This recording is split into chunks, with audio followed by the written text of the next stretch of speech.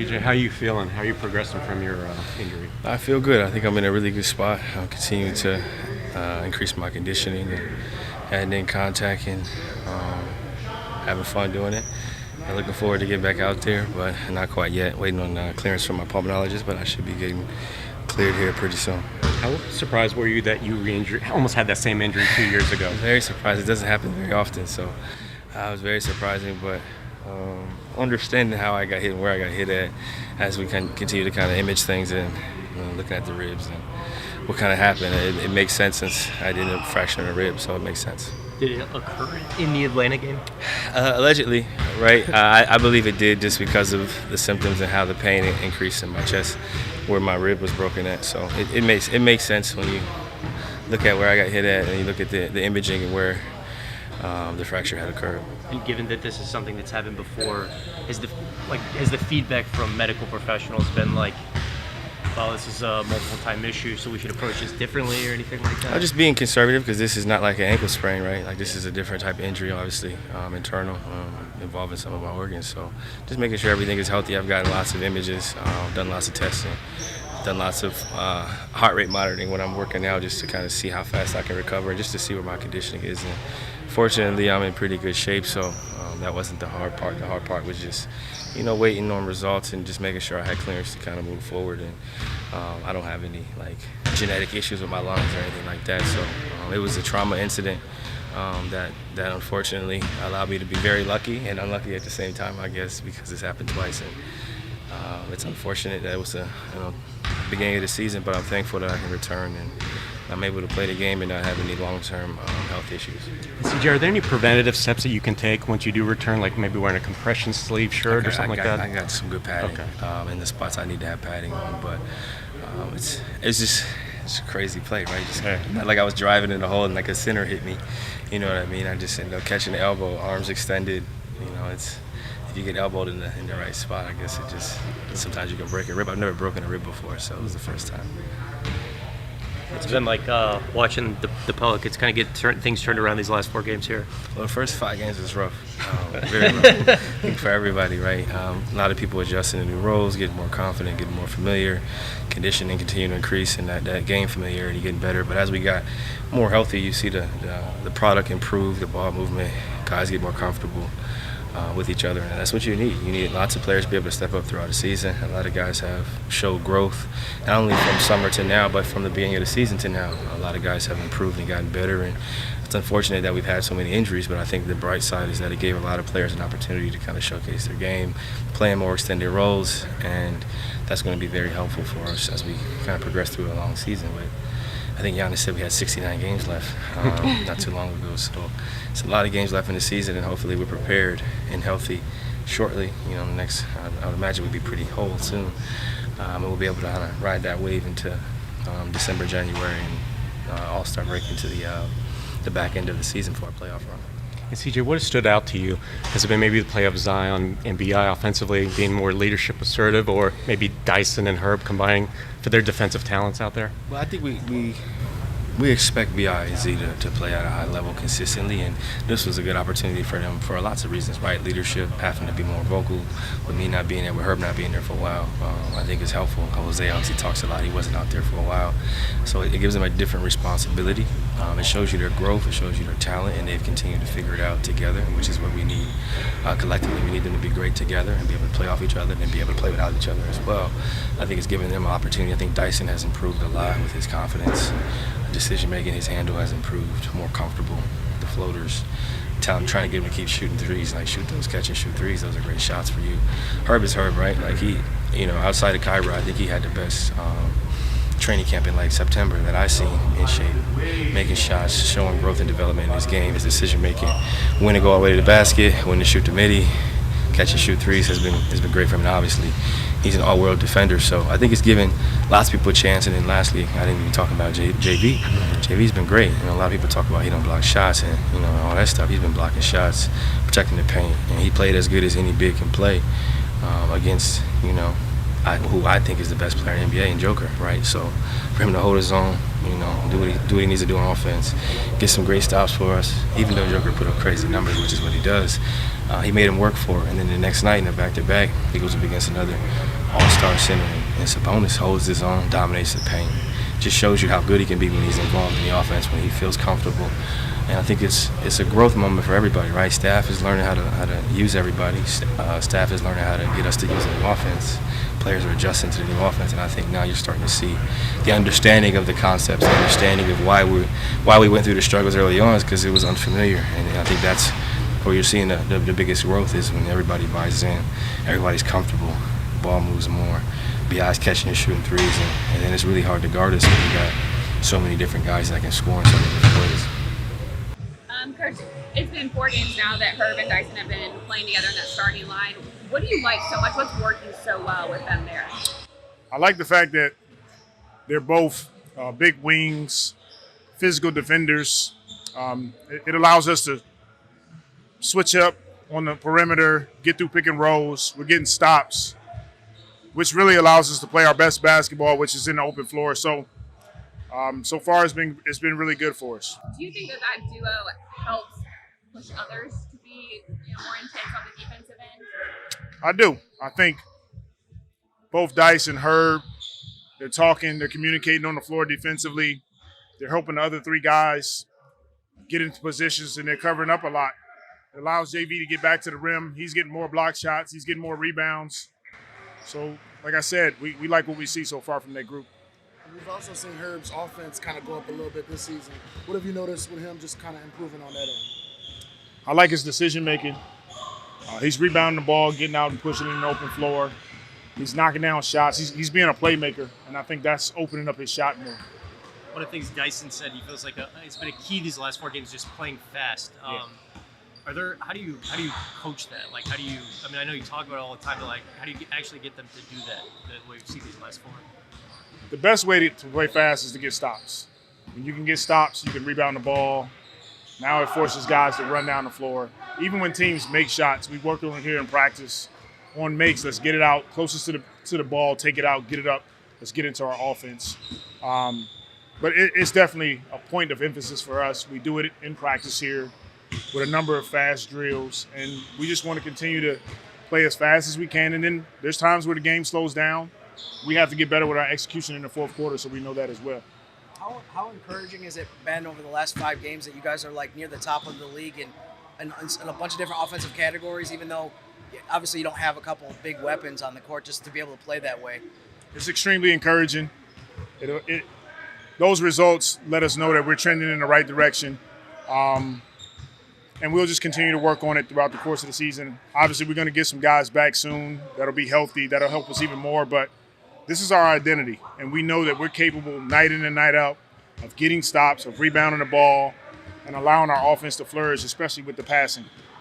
In the half-court setting, it seems like you guys are getting creative with some of the spacing and taking advantage of a lot of like interior passing. Do you feel like in today's NBA it's a little bit of a lost art just being able to pass it like within the three-point line amongst each other? I don't know if necessarily it's a lost art, but it's definitely something we believe in. We believe in sharing the basketball, everybody being a part of the offense. And the interior passes is based on our personnel. Zion is in the paint. Jonas is in the paint at times. So is BI. We have to make those passes so that we can open up paint to great moments for us, paint to threes. And so whenever we can touch the paint or make passes to the paint, it allows us to kick out or have rim decisions from there. Obviously, paint looks are one of the most efficient looks in the NBA. You guys got a lot of them last night, but was there a moment in that second quarter where you guys were trading twos, they were making threes, and you're kind of a little worried, like, okay, we've only attempted 6 threes. How are we going to be able to keep up with some of the math there? Well, that does happen throughout the course of the game. You look at the stat sheet and you see, I think we had like 6 threes and they had 15 or something like that. But as long as we're playing our style, we know that we can shoot the ball efficiently. And if you can't stop us from getting to the rim, we're going to keep doing it. We're going to get to the free throw line. Eventually, it's going to collapse the defense, and we'll get more kickouts from there. But it was more about us trying to get stops, trying to force them to take contested shots. I thought we did a good job of that. The last few weeks, which we've seen Z and BI working after practice together, How did that come about, and how's that progressing? It's progressing. We want to continue when we have practice time to get them for 10 or 15 minutes, do a little bit of work in our offense, show some different reads that they may see during games. When we're evaluating our team, we realize that those two guys just haven't had a lot of time on the floor the last 3 or so seasons together and in actions together. So I think it's something that it's a component that we can go to at times during the game. It won't happen all game, but there are some moments throughout the course of the game where we want to put those two guys in some actions and be able to be efficient in those. And we talk a lot about how injuries force guys to kind of take on a different role or do more while somebody's out. How much do you think CJ's absence has kind of put BI and Zion in a situation where they had to take a different approach or do something differently? Because his absence kind of coincided with y'all going on that losing streak and kind of being the guys that lead y'all out of it without CJ being there. It definitely put more on their shoulders from a leadership perspective, playmaking that have to do more. The beauty in it is that we figured it out. Like, we're figuring it out together, and I think that's important. Is that we're figuring out how to go in games and be competitive and give ourselves a chance to win.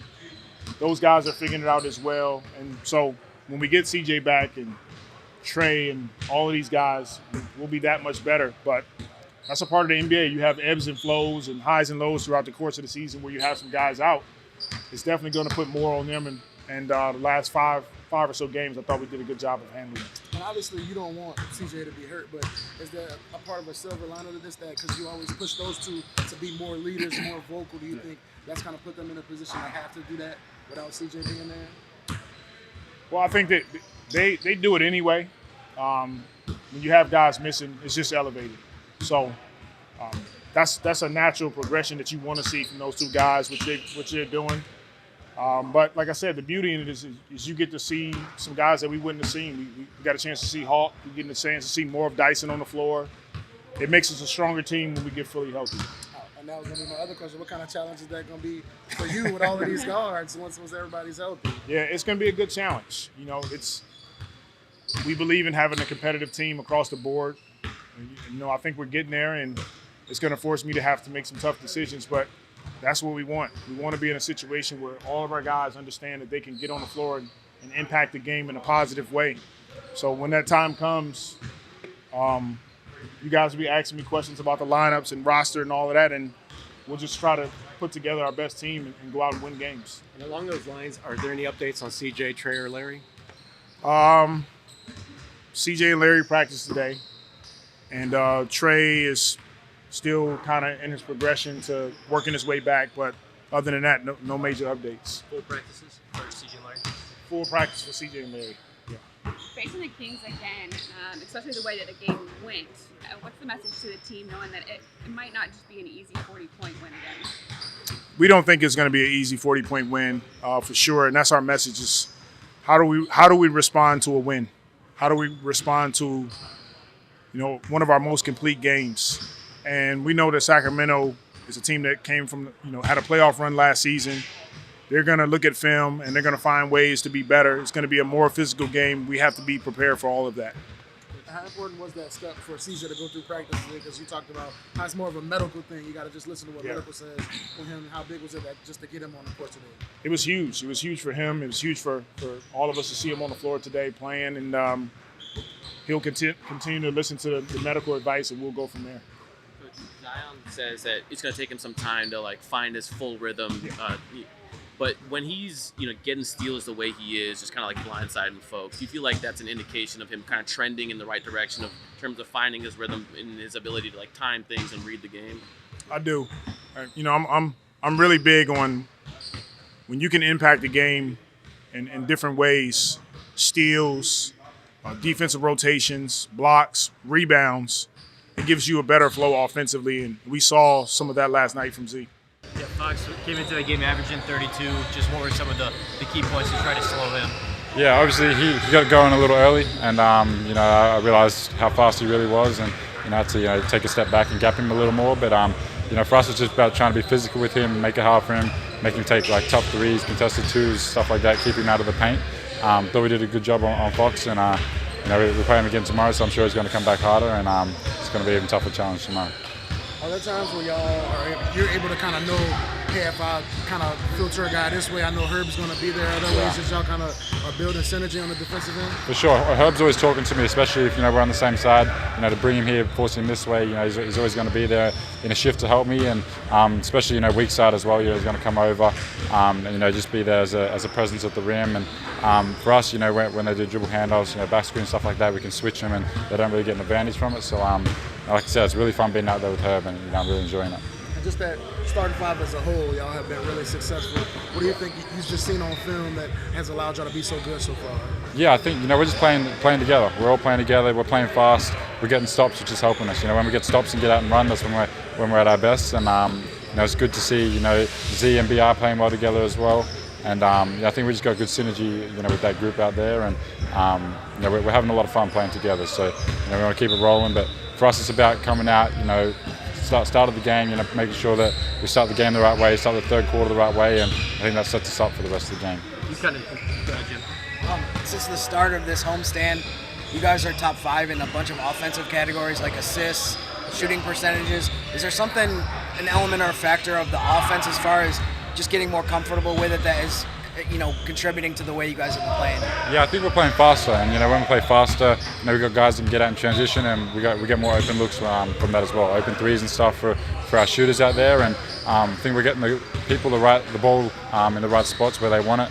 BI had a hell of a game. Z's been playing great, so I think we're just it starts with our defense. When we get stops and get out and run, that's when we can get layups and open threes, and stops us from playing in the half court as much. But I think we're just playing harder than what we were at the start of the season.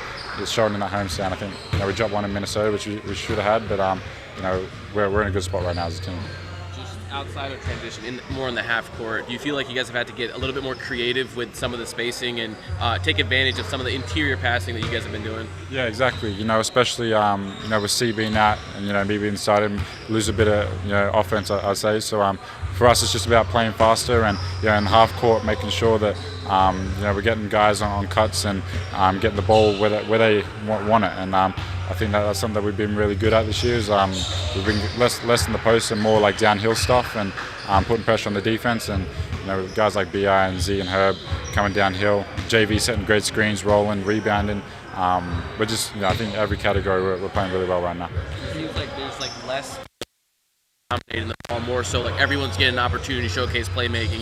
You've had a high assist night. Herb's getting a lot of assists. JV had 7 last night. Just what's that been? What's been the driving factor in that? Yeah, it's something that coaches are preaching to us. They want us to share the ball. They want us to move the ball, and it starts with our 2 leaders, Bi and Z, and they're getting off it. They're sharing it, and everyone's getting involved. The ball's moving.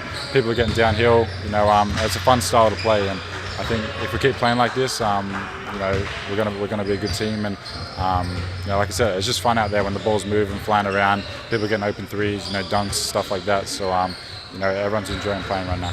Dyson, do you find yourself talking more with Herb over the last couple of weeks, since a lot of your guys' minutes are coinciding, and you're usually guarding the 2 opponents' best players? Yeah, for sure. Me and Herb, we talk every day. We're great friends, and out there on the floor, he tells me what I see. I tell him what I see. He tells me what he sees. So for us, just to be out there playing together, having an impact on the defensive side, and causing turnovers leads to easy points for us. I think it starts with the communication and the friendship that we have. And does it happen in games too? Like you guys will pick up on something maybe in the first quarter, you'll tell each other, and then you guys can obviously attack it better? For sure. And anytime I see something, I'm gonna tell him, and anytime he sees something, he's gonna tell me. And if we mess up a switch or a coverage or something, he's gonna let me know. And I think that's the connection that we have. And we come up in timeouts, we're always talking. And it's not just me and her, but it's the whole starting lineup and what we see. And when Z, Bi, JV, all of us playing defense like that, we're going to be hard to beat. We saw Bi and Z get off to a little bit of a slow start this year, and their numbers have gone up as of late. What have you seen with them just kind of producing a little bit more on the offensive end? Yeah, exactly. We weren't worried about what they can do. We know what they can do, and for us just to see them playing together, playing faster, I think is the main thing. For them, we're playing faster, getting out, getting easy looks. I think when we play slow and get in half court, defense are able to be more physical with them and get up in them, and makes it tough on them. But if we can play fast, that's the key for us. Great in transitions, he's great in transitions, so get them the ball where they want it, and I think that's when they're happy, we're happy. So we're playing well right now.